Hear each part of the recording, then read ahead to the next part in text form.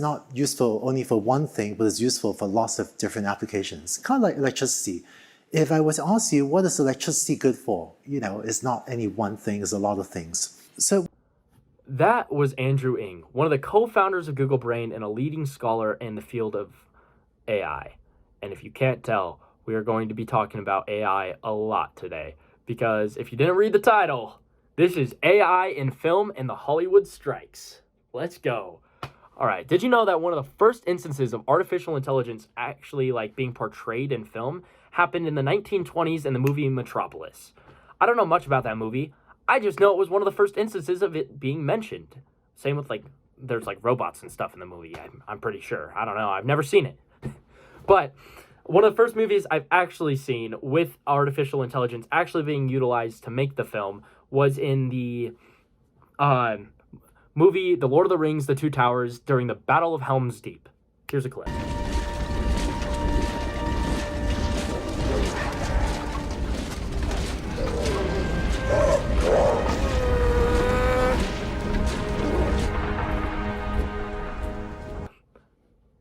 As you can see, that's a pretty large battle, and they used AI to create it. And as Erin Carson, one of the technology reporters at CNET, as she puts it, basically they used a software called Massive in order to create a realistic warfare scene. That's wild. That is not one of the things I personally think of when I think of AI in film. I think of maybe getting a ChatGPT script, not creating large armies. So with how powerful artificial intelligence can actually be, it's no wonder the actors and writers are going on strike, because it's threatening their jobs, I've actually created a little test in order to show off why actors and writers might be afraid of artificial intelligence in film. And this test is simple. I have included voiceovers that are AI generated and human voiceovers. So I need you to tell me which ones are AI, or where exactly the AI is and where exactly the humans are. Because if you can't tell, and I'm using a free software, then what does that mean for a company with a $10 million budget for a movie being able to use AI? Exactly. Now, I'll get into the conclusion at the end of what I found with my results. But there's one more bonus challenge I've decided to add, and that's the fact that there is going to be AI images and normal photos throughout this video. And I need you to point them out to me. And if you can, leave it in the comments below. All right, let's get straight into this.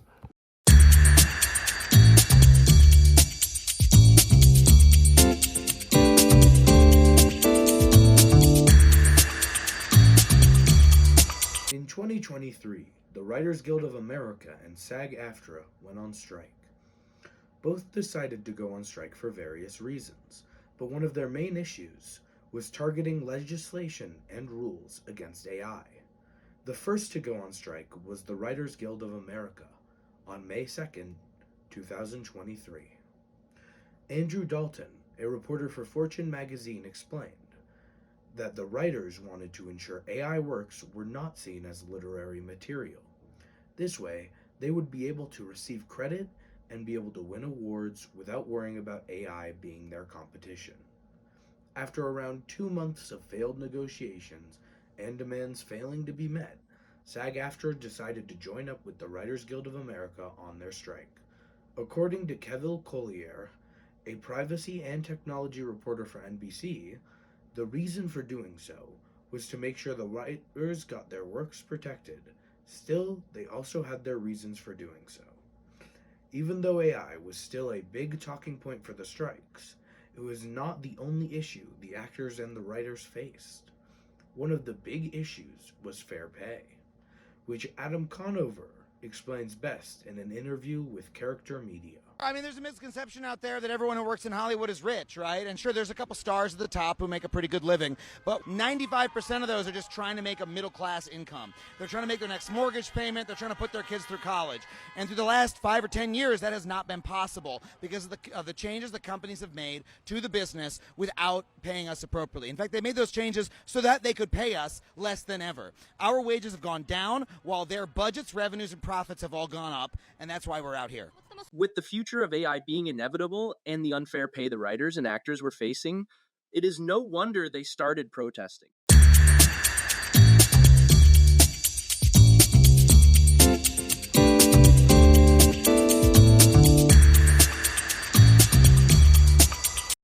On September 27th, 2023, the writer's strike officially ended.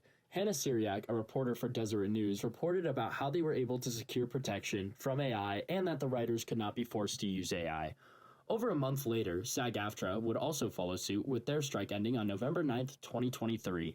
According to Michael Kavna, a visual art reporter for The Washington Post, not only have they agreed to meet 2 times a year to discuss improved rules against AI, some of the regulations they would like to get passed include compensation for AI usage and the fact that actors have to give written consent in order for AI to be utilized. Both the actors and writers' strike succeeded in the realm of AI, with finally some much-needed regulations being put in place. The future is bright for Hollywood with the implementation of a meeting twice a year to discuss AI. With the new regulations being made, a new question can now be asked: how can we use AI in Hollywood?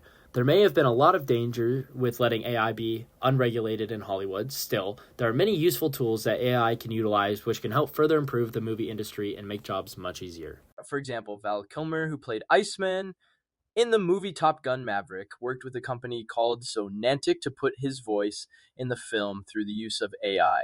This is just one of the many examples of how AI can be used to impact the film industry positively. Some others include editing the film itself, blending sounds, lighting, and editing scripts. As it stands, AI will become an important asset to film production. However, there is still much needed to be learned about what future possibilities can be unlocked through its usage and the problems that can arise from its abuse.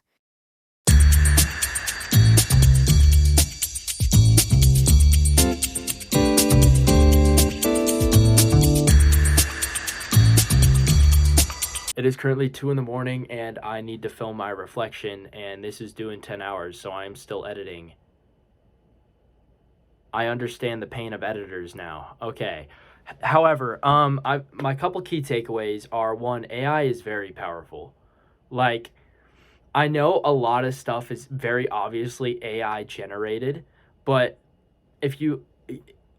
I'll shock you in a sec, okay? But honestly, AI is very powerful.